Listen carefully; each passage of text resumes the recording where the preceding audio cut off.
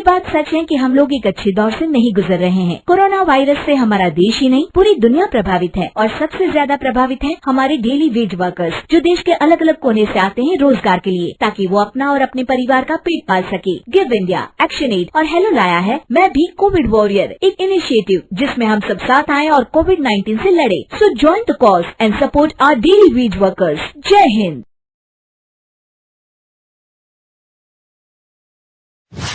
रजनी को बचपन से ही पेंटिंग का बहुत शौक था।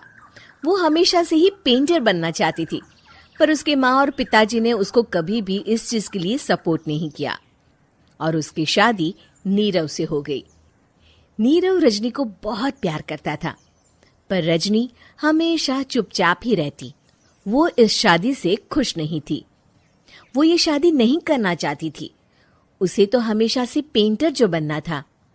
अपने इस सपने को वो नहीं पूरा कर पाई, इसलिए वो हमेशा उदास रहती थी। रजनी, बहुत ही बढ़िया फिल्म लगी है, कल देखने चले? नहीं जी, कल मुझे बहुत काम है, मैं नहीं जा पाऊंगी। अच्छा तो कोई बात नहीं, संडे को चलते हैं। देखिए, मुझे फिल्म देखना पसंद नहीं है। आपको जाना है तो चले जाइए। नीरव को मना करके रजनी वहां से चली जाती है और अपने बैग को खोलकर उसमें बंद पड़े ब्रश और कलर्स को देखकर रोने लगती है। रजनी, चलो ना कहीं बाहर खाने चलते हैं, कुछ तुम्हारी पसंद का। जी, मुझे नहीं जाना, मेरी तबीयत ठीक नहीं है। रजनी वहां से चली जाती है। नीरव को समझ नहीं आता कि रजनी उससे इतना दूर क्यों रहती है। वो जब भी उसके साथ वक्त बिताना चाहता है, रजनी कोई ना कोई बहाना बना देती है। एक दिन घर पर कोई नहीं था। रजनी घर का सारा काम जल्दी से खत्म कर लेती है।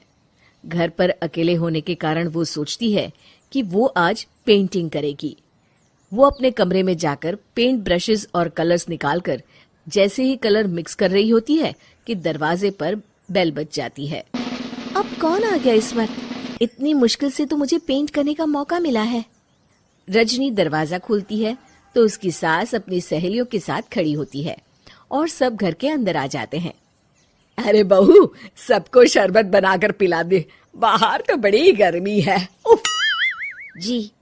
रजनी पेंट ना कर पाने से उदास हो जाती है। उसे गुस्सा भी आ रहा होता है कि उसने इस शादी के लिए हाँ क्यों कह दी।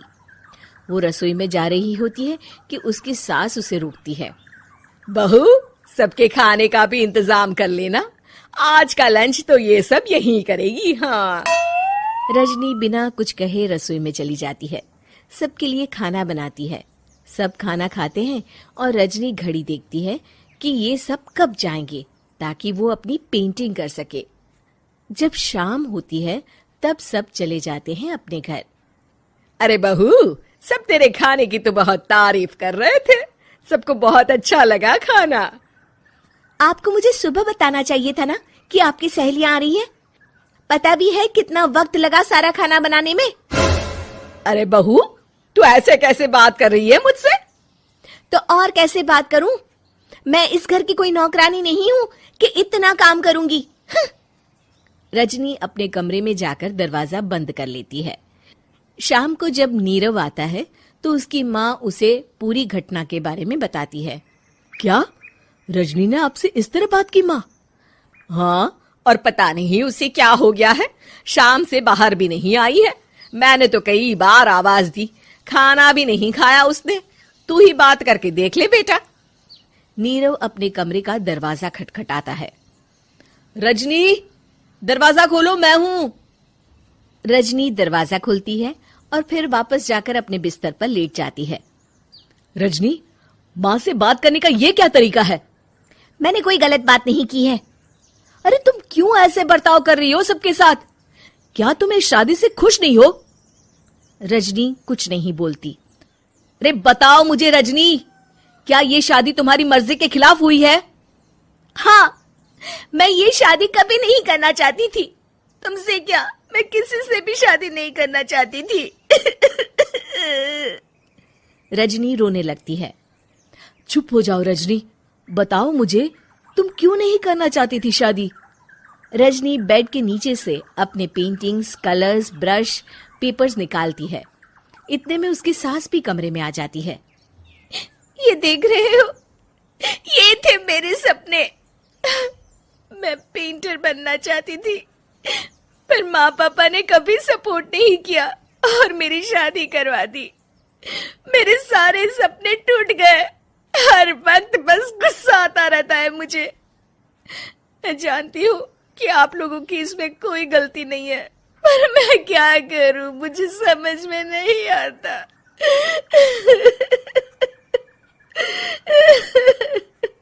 रजनी फूट फूट कर रोने लगती है।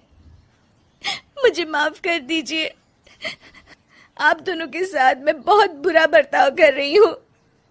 अरे रजनी बेटा, चुप हो जाओ तुम। नीरव पानी लेकर आता है। ये लो पानी पियो और शांत हो जाओ। रजनी पानी पीती है और उसकी सास पेंटिंग्स देख रही होती है। अरे नीरव, हमें तो पता ही नहीं था कि हमारी बहू कलाकार है। अरे कितनी अच्छी पेंटिंग्स बनाई है, देखो तो। ये वाली तो मैं अपने कमरे में ले जाऊंगी। आपको ये पेंटिंग्स अच्छी लगी? अच्छी नहीं, बहुत अच्छी लगी। और तुमने हमें बताया क्यों नहीं? तुम जब चाहे पेंटिंग कर सकती हो रजनी। हम तुम्हारे सपनों को पूरा करने में तुम्हारा पूरा साथ देंगे। हाँ बेटा, हम कला की कद्र करते हैं। हम कलाकार तो नहीं, पर मुझे गर्व है कि मेरी बहू एक कलाकार है। रजनी, नीरव और सास तीनों हंस पड़ते हैं।